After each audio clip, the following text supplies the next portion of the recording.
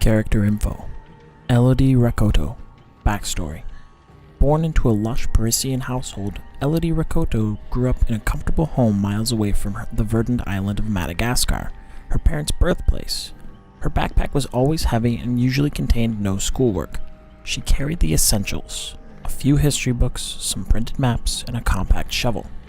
Instead of wasting away with regurgitated facts from her classes, she explored the city to discover the stories behind each statue, neighborhood, and street sign. She collected bits and pieces of Paris, making it her own.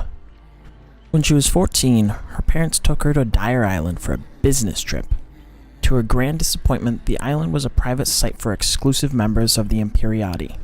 She was forced to attend pretentious and awkward social mixers daily. After a few weeks on the island, she met the pariahs, like-minded teenagers who had no interest in being pawns for their parents' political chessboard. On dull, rainy nights, she would convince them to sneak out and explore the island unsupervised. One foggy evening, they stumbled upon an abandoned internment camp. Felix, one of the pariahs, didn't want to go in, but Elodie insisted. Inside, they found a strange underground laboratory in ruins. The pariahs grew excited, browsing through the strange apparatuses for trophies and mementos, but Elodie noticed something on the far left corner of the wall. Odd scratches in the shape of a circle. She ran her fingernails against the cool concrete. The marks were deep and narrow. A warm whisper suddenly sent her mind adrift. Deep, rumbling thunder, black glistening waves, an ashen sanded beach, incomplete. She was compelled to touch the ice-cold sand and draw a circle with a line in the middle. A sharp thunderclap and lightning whipped the sky. The ground shook as sleek obsidian claws tore through the concrete floor, ripping the earth open. The building began to collapse, and Elodie spotted her mother wielding a bizarre instrument while her father told her to run. Then, complete darkness. Elodie never saw her parents again. For years, this nightmare woke her in the middle of the night, cold, sweating, shaking like a leaf. As a child, she suffered from night terrors and often resisted going to bed. To soothe her mind, her grandma would light a tea candle and tell her stories until the wick extinguished in a hot pool of liquefied wax. The perfume of the warm vanilla-scented wax would lull Elodie to sleep as she envisioned stories of legendary heroes defeating fear and foes. Elodie had forgotten the stories, but she still remembered her longing for the verdant Malagasy rainforests and colossal mountains that her grandmother had described.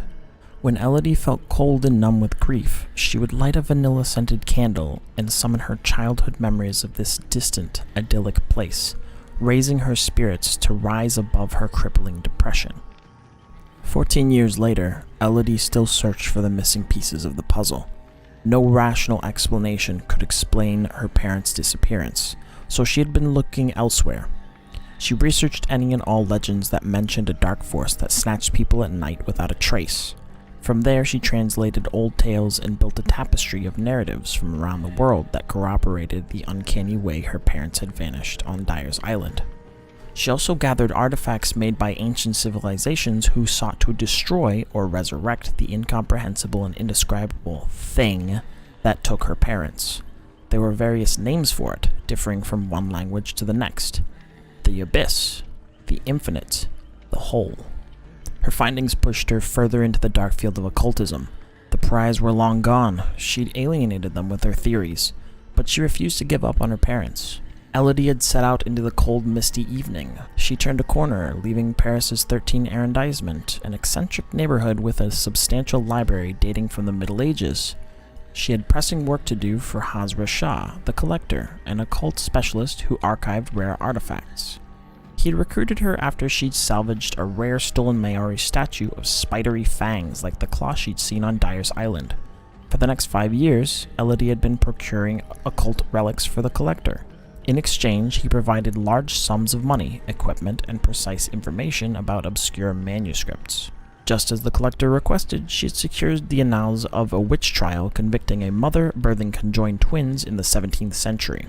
According to the legend, an occult incantation was engraved on a set of skulls, all of which the collector possessed except one, the witch's skull. There were no traces of where the skull was now, but Elodie had found a newspaper article dating back to the same year, mentioning that most remains had been relocated to the catacombs to avoid a pandemic. Élodie was acting on a hunch.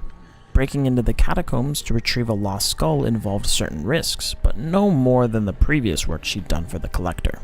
With a flashlight, she followed the ancient layout of the catacombs and spotted a collapsed wall.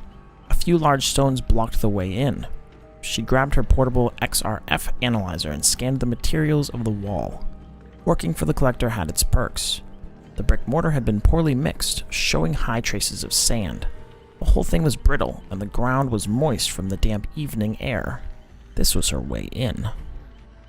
The journey beneath was long and treacherous. The air was heavy and moldy. She gasped when her keychain flashlight hit an endless wall of bleached white skulls. Something cracked behind her. She spun around and collided headfirst with a baseball bat. Pain exploded in her skull and darkness filled her view. When she came to, a man was carrying her over his shoulder, venturing deeper into the catacombs. He was wearing a dark robe, the black veil.